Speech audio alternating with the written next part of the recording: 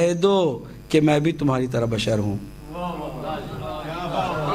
کہلانے میں کہنے میں فرق ہے۔ کہنے کا مطلب حقیقت ہے، کہلوانے کا مطلب حقیقت نہیں ہے۔ کہنے میں حقیقت ہے، کہلوانے میں کوئی مقصد ہے۔ کہلانے میں کیا مقصد ہے؟ کہلانے میں ایک مقصد ہے کہ یہ جو پتھر تم پر مار رہے ہیں نا، کہہ دو کہ بھائی میں بھی تمہاری طرح فیلنگ رکھتا ہوں، مجھے بھی تکلیف کا احساس ہوتا ہے، میں بھی تمہاری طرح بشر ہوں، میں نوری ہوا تو کیا ہوا، تمہاری ہدایت کے لیے لباس بشر پہن کے آیا ہوں۔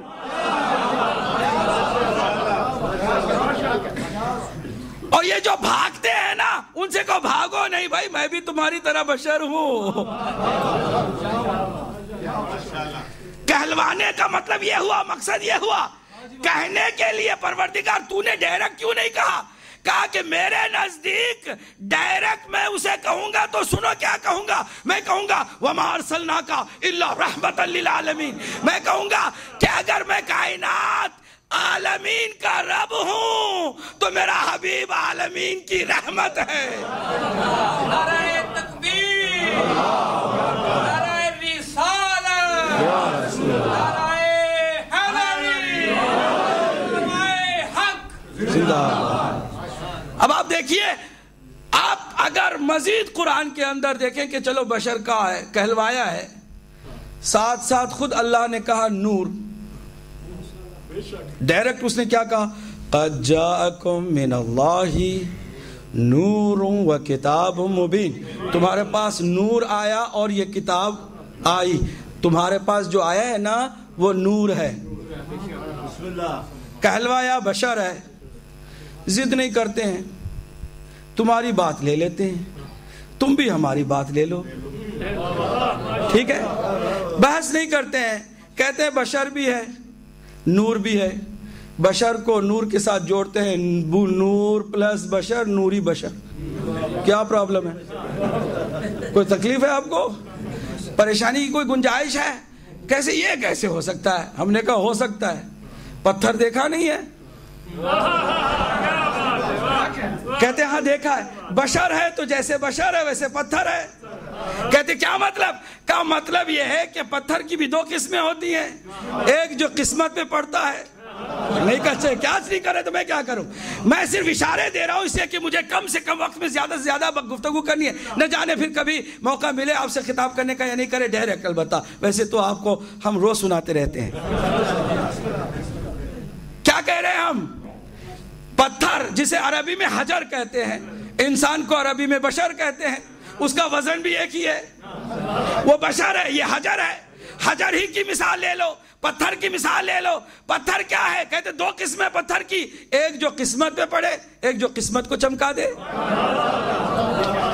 ایک جو پتھر آپ کی قسمت پہ پڑتا ہے وہ راستے میں پڑا ہوا، جس کے اندر کوئی نور نہیں، جس کے اندر کوئی روشنی نہیں، وہ پتھر جو کسی کام کا نہیں بظاہر، البتہ وہ بھی بڑے کام کا ہوتا ہے۔ دنیا میں اللہ نے کسی چیز کو بیکار پیدا کیا ہی نہیں ہے کہ منصور دمانقی جیسے گستاخ اہل بیت نے امام کی شان میں گستاخی کرتے ہوئے کہا، آپ کہتے ہیں کہ اللہ نے ہر چیز فائدے میں پیدا کی ہے، تو اس مچھر کا کیا فائدہ جو مجھے تکلیف دے رہا ہے، کہ اس سے بڑا اور کیا فائدہ چاہیے کہ ایک جابر کو مجبور کر رہا ہے۔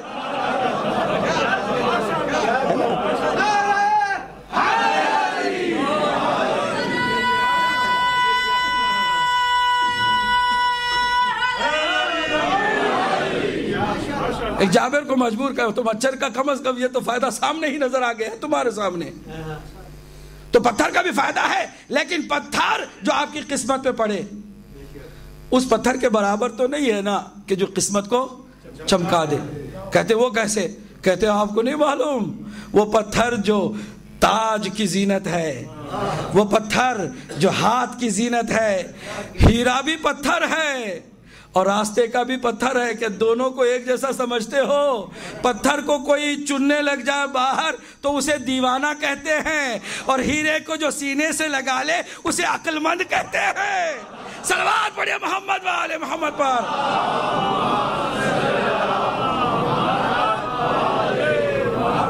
اسی لیے عربی شاعر نے کہا کہ نبی بشر فکیف بشر، نبی بشر ہے لیکن کس طرح کا بشر ہے؟ ولیکن بین الاحجار کالیاقوت حجر، جیسے پتھروں میں یاقوت حجر ہے ویسے نبی انسانوں میں بشر ہے،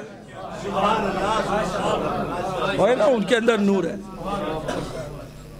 اب مولا کائنات بھی تصدیق کریں کہ وہ نور ہے، خود نبی مکرم بھی کہتے ہیں کہ اول ما خلق اللہ نوری، میں سب سے پہلے وہ نور ہوں کہ اللہ نے جسے خلق فرمایا۔ تو اس وحی کے صحیح منظر کشی کو مولا کائنات نے نہج البلاغہ میں فرمایا کہ میں نے ریح نبوت کی خوشبو کو سونگھا ہے۔ اس کے بعد علی کی طرف نبی نے دیکھا اور فرمایا علی، اس وقت علی ساتھ میں تھے نبی مکرم کے، علی کیا تم اس کی تصدیق کرتے ہو؟ تو نہج البلاغہ ہے، مولا نے فرمایا کہ میں نے کہا یا رسول اللہ اولم اصدقک فی الارض کما اصدقک فی السماء، اللہ اکبر، کہ یا رسول اللہ کیا میں زمین پر آپ کی تصدیق نہ کروں جبکہ میں نے آپ کو آسمانوں میں تصدیق کر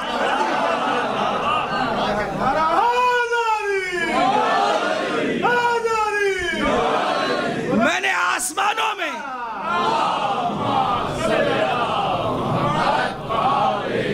آپ کی تصدیق کی ہے تو کیا زمین پر میں آپ کی تصدیق نہ کروں؟ تو پہلا مؤمن نبی مکرم کا وحی ادھر وحی نازل ہوئی بلا فاصلہ، جملے پر غور نہیں کرتے تو میں کیا کروں؟ بلا فاصلہ علی نے تصدیق کر کے خلافت بلا فصل کا حق ثابت کر دیا۔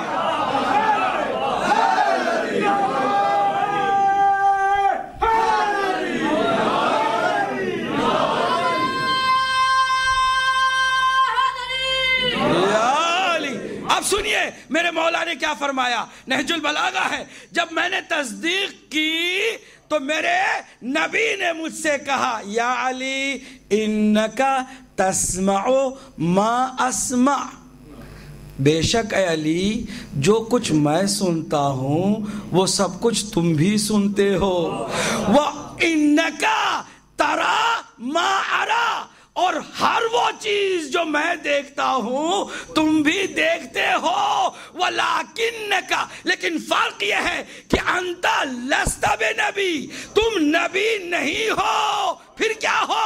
وَلَكِنْ وَزِيرِي فِي الدُّنْيَا وَالْآخِرَةِ، بلکہ تم میرے وزیر ہو دنیا میں بھی آخرت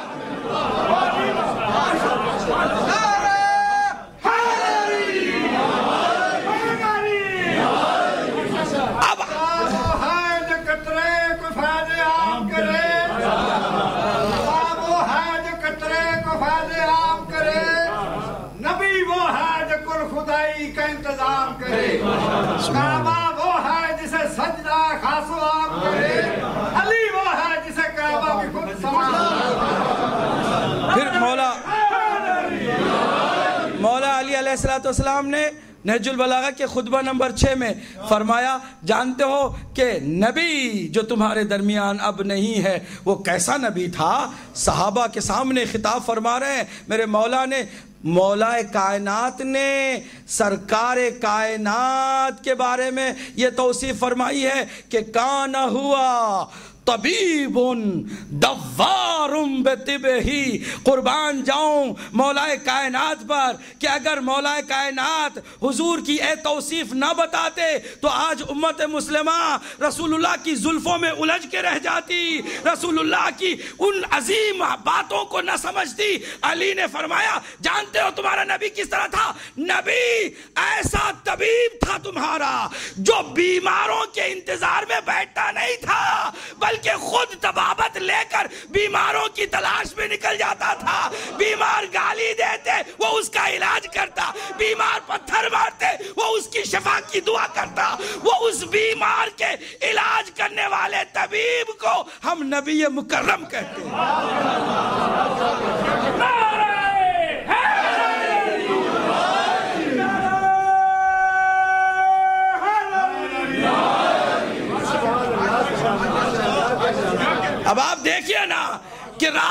سے گزر رہے ہیں، دشمنی ادا ہو کر کی جا رہی ہے، کوڑا پھینکا جا رہا ہے، پھر وہی اسی راستے سے گزر رہے ہیں۔ یا رسول اللہ راستہ تو بدل دے۔ کہا راستہ بدلنے کے لیے نہیں، بدلوانے کے لیے آ رہا ہوں، میں آیا ہوں لوگوں کے راستے بدلنے کے لیے، اپنے راستے کو بدلنا میرا مقصد نہیں ہے۔ اسی راستے سے گزر رہے ہیں، کوڑا پھینکنے والی کوڑا پھینکتی جا رہی ہے، راستے سے گزرتے جا رہے ہیں، ایک دن کوڑا پھینکنے والی نہ پھینک سکی تو جو اس سے پہلے ادھر آسانی سے گزر جاتے تھے رک گئے، رک کر کے پتا کیا کہ یہ آخر کوڑا پھینکنے والی کو کیا ہوا جو آج کوڑا پھینکنے کے لیے اوپر نہیں آئی۔ دق الباب کیا، اندر سے کنیز نے کہا کہ یہ جو اب تک کچھ بھی نہیں بولتا تھا اب بیمار پا کر شاید بدلہ لینے کے لیے آ گیا ہے۔ جانتے ہیں کس عرب کی دنیا میں ایسی باتیں ہو رہی ہیں؟ جس عرب کی دنیا میں آج بھی بدلہ لینا ہی عربی نشانی اور علامت مانی جاتی ہے۔ جو بدلہ نہیں لیتا کہتے ہیں یہ عرب نہیں رہ گیا ہے، اس کی غیرت ختم ہو گئی ہے، یہ اب بے شرم ہو گیا ہے، بے غیرت ہو گیا ہے۔ جو بدلہ لے وہ عرب ہے۔ ایسی دنیا میں وہ اگر کنیز ڈرتی ہے تو حق بجانب ہے، اس کو ڈرنا چاہیے، کیونکہ کوڑا پھینکنے والی پھینکتی رہی، آج وہ کمزور بستر پہ پڑی ہوئی ہے۔ لیکن آنے والے نے یہ نہیں کہا کہ میں بدلہ لینے کے لیے آیا ہوں، آنے والے نے کہا اس سے کہہ دینا میں عیادت کے لیے آیا ہوں، اس کی خیریت دریافت کرنے کے لیے آیا ہوں۔ پیغام وہاں گیا، پوری توجہ سے پیغام وہاں گیا کہ یہ تو جس پر تم نے کوڑا پھینکا تھا وہ تم سے انتقام لینے کے لیے نہیں، تمہارے حق میں دعا کرنے کے لیے آیا ہے۔ تو اس نے کہا اب تک میں جس کی سب سے بڑی دشمن تھی، آج کے بعد میں اس کی سب سے بڑی عاشقہ ہوں، سب سے بڑی محبوبہ محبت کرنے والی ہوں۔ تو جو نبی دشمنی کو ختم کرے دشمن کو رہنے دے۔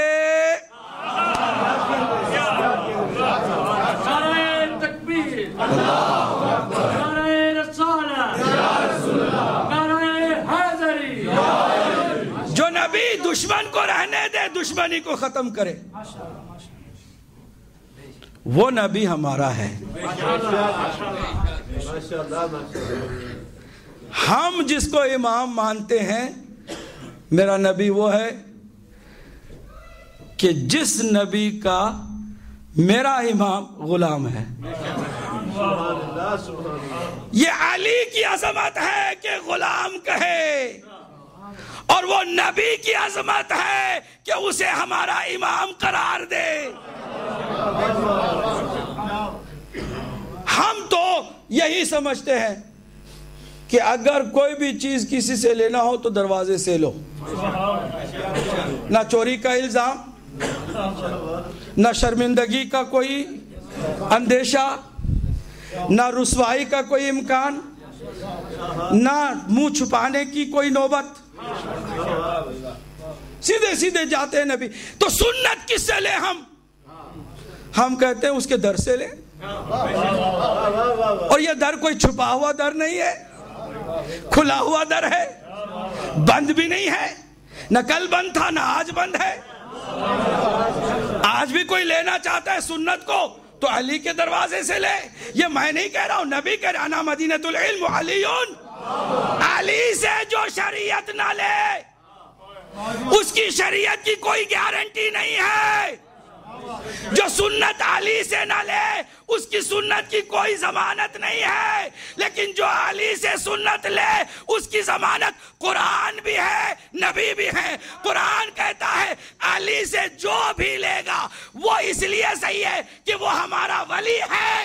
نبی سے یہ کہتے ہیں کہ جو علی سے لے گا وہ صحیح ہے اس لیے کہ علی ہی تو میرا دروازہ ہے۔ صلوات پڑھے محمد و آل محمد۔